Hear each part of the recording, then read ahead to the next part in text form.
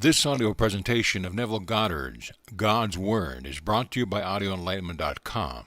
Copyright 2012, all rights reserved. God's Word.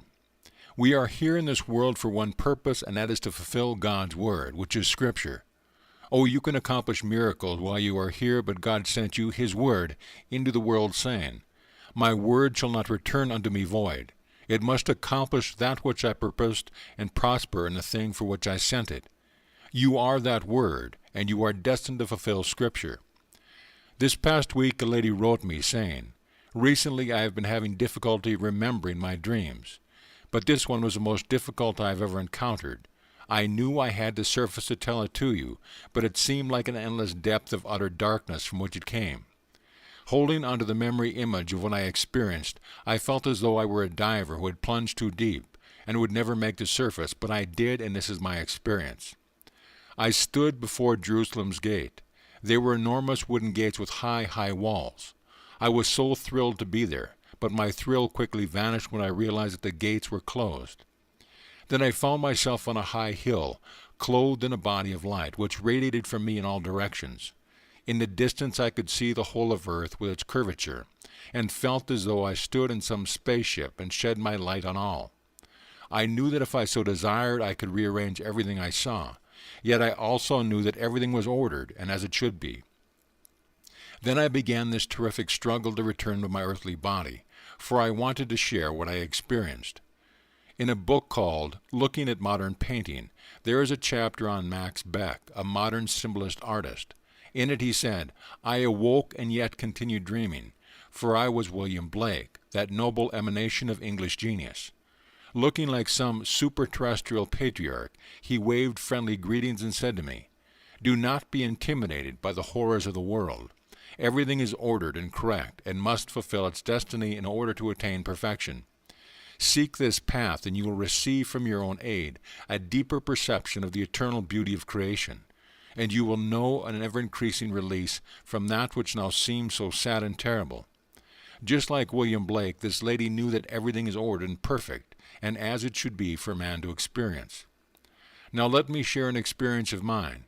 When I was in my 20s, I found myself in the presence of the most beautiful woman I had ever could perceive, and a horrible, hairy monster which resembled an ape or a gorilla. The monster looked at that heavenly being, and speaking in a guttural voice, he called her mother. Well, I lost my temper, and as I pummeled it, the monster began to grow. Thriving on violence, I realized that this was my emanation. He was the embodiment of every evil thought I had ever had and all of my violent acts, while the heavenly woman represented every noble, kind deed I had ever committed. Looking from one to the other, I vowed to myself, since there was no present with whom I could make a contract, that if I took me eternity, I would redeem this monster. As I made this commitment, the monster began to melt before my eyes, and as it dissolved, all of my misspent and misused energy that went into the shaping of this monster as I traveled the path of time returned to me. Feeling like infinite power, I watched the radiant creature begin to glow like the sun as I awoke. Now let us take these two experiences from Scripture. We are told in the 8th chapter of the book of Mark that when the blind man's eye was opened, he said, I see men as trees walking. And in the 4th chapter of the book of Daniel the king, while lying on his bed, had a vision of the tree of life, a tree which fed the world, housed the birds of the air, and sheltered the animals. Then a man appeared, saying, Hew the tree down, cut off its branches, strip the leaves, and scatter its fruit. But leave the stump of the roots in the earth, bound with a band of iron. The pronoun is now changed to, Let him be watered with the dew of heaven.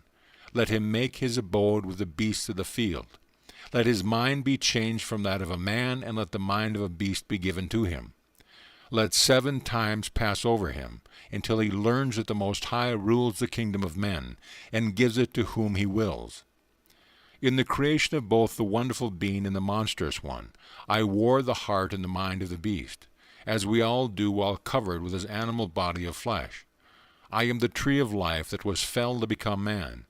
This lady experienced the tree of life, as she gave life to every object she looked upon. She saw that the gates of Jerusalem were locked, and she saw correctly, For there is only one way into the city of God called Jerusalem, and that is up the water shaft. In the 5th chapter of 2 Samuel, we are told that David captured the city of Zion by moving up the water shaft, which he built from the outer inner and up at the same time. Well, the only way you can ever build from the out, in and up at the same time, is to build in a spiral. The city of God is entered only up the spiral ladder of your spine into your skull. Have you ever seen pictures of man with his skin off, exposing all his veins, arteries, and nerves? That's the tree of life, which is rooted in the brain and inverted.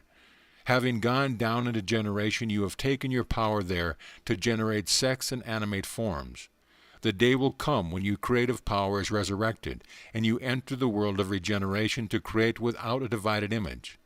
Knowing yourself to be the creator of all life, in the resurrection you are above the organization of sex.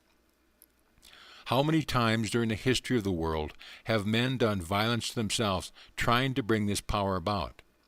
Many of the early fathers of the Christian faith castrated themselves in the hope that they could produce it, but it happens only when you are turned around.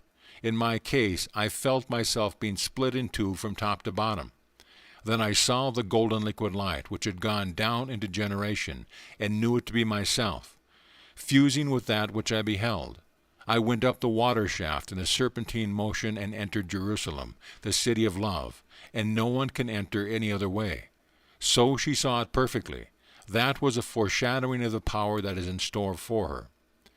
We are told in the book of Revelation, I beheld the city of God, the New Jerusalem, coming down out of heaven from God, prepared as a bride adorned for her husband. Well, your Maker is your husband. The Lord of hosts is his name. You are the maker of this beautiful creature, creating her out of every noble act that you have ever committed. She is your emanation, yet your wife, till the sleep of death is past. And you are the maker of this monstrous thing that is unseen, until that moment in time when you reach the threshold, and must make the decision to redeem your misused energy or not. He is the embodiment of every unlovely, vile thing you have ever imagined. Feeding on violence, he whispers in your ear morning, noon, and night, urging you to violate everything you love. Thoughts you think are hidden, feed this monster and make him stronger and stronger. In the 8th chapter of the book of Ezekiel, we are told that they went into their chambers, saying, No one sees me, and they carve every abominable beast on the walls of the temple. All right, I am the temple of the living God. I carve all these thoughts on the inside, saying, No one sees me what I am doing, but I am seeing and hearing it as I am doing it, and there is no other God beside me. Housed in you, God put himself the garment of an animal, the mind of an animal, and the heart of an animal when the tree was felled. Man thinks the tree of life is going to be found on the outside, but it is not there. Blake said it so beautifully in his wonderful poem, Sons of Experience, the Human Abstract. The gods of the earth and sea sought through nature to find this tree, but their search was all in vain. There grows one in the human brain. 15 or 16 years ago in vision, I saw these wonderful men walking like stallions, such majesty, with antlers coming out of their heads so high they disappeared into the sky. Then I saw a man who at that time was third in the government of England. A very controversial figure. He disliked aristocracy, wealth, or anything that he considered noble. He tried to nationalize all industry, and in trying he nearly broke England. This man took a tree from the outside and put it on his head, stood on the highest hill, jumped and fell flat. Getting up again, he climbed the hill, placed the tree on his head, jumped and fell again. He was trying to wear the tree of life on the outside, trying to change the structure of the world by spending money and not changing self. Just like someone covered with tar offering to help you clean the house. A man with unclean hands cannot make things clean. You cannot give another that which you do not have.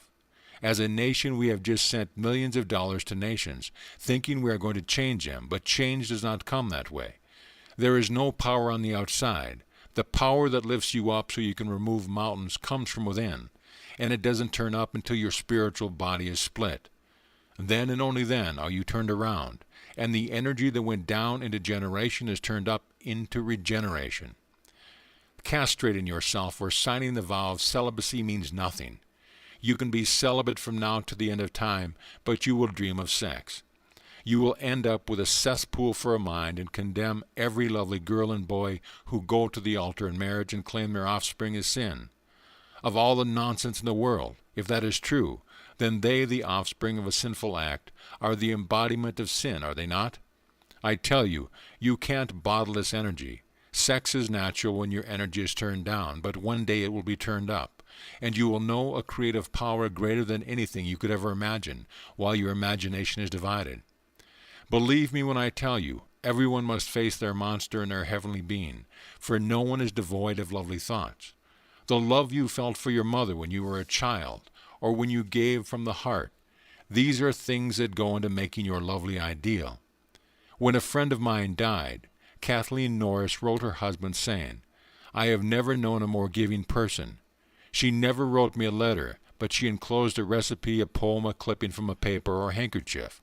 She never waited until Christmas to give in the hope she would receive as generous of a gift, but gave all through the year. This lady has been feeding her heavenly being, and one day she too will face her monster just as you will, because you are the God who created it, and what God has made he can unmake. God is not made, and therefore cannot be unmade. He is the maker. He makes his new Jerusalem, his emanation, yet his wife till the sleep of death is past. And he also makes this hell through his mistaken use of energy. One day you will stop feeding it and vow to yourself that you'll redeem it, even if it takes eternity. But it doesn't take eternity. Right before your eyes he gets smaller, and as all the energy that embodied returns to you now to use wisely and lovingly. Any time you use your imagination lovingly on behalf of another, you are building your new Jerusalem, and one day she will descend attired as a bride. You are building her out of your noble thoughts. That's why I say, live so that your mind can store a past worthy of recall. For the mind whose contents vanish suffers loss, though you yourself cannot be lost, but only as through fire will you awaken.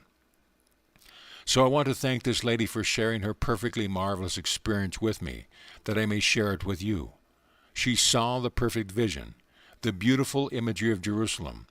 But the city is a bride, an emanation of beauty that returns to you to become one, making you infinitely greater because of that union. Having emanated both, when your misspent energy returns to you, you wear it, not as two but as one. Then leaving all, you will cleave to your emanation of beauty to become one being. Thereby you are enhanced in beauty, enhanced in love, enhanced in wisdom and power by reason of your journey. So do no violence to those bodies of yours in the hope of entering Jerusalem. As Blake said, I give you the end of a golden string. Only wind it into a ball. It will lead you into heaven's gate, built in Jerusalem's wall. The body you wear is not the gate, it is only the shadow. You must go to the center where the king dwells, for it is there that you know you are the king. Then all the blind and lame thoughts we kept out will struggle to find the truth or destroy it. Man is the tree of life. I have seen them walking. One day a friend of mine in San Francisco, who is an artist, was waiting for me at the Palace Hotel.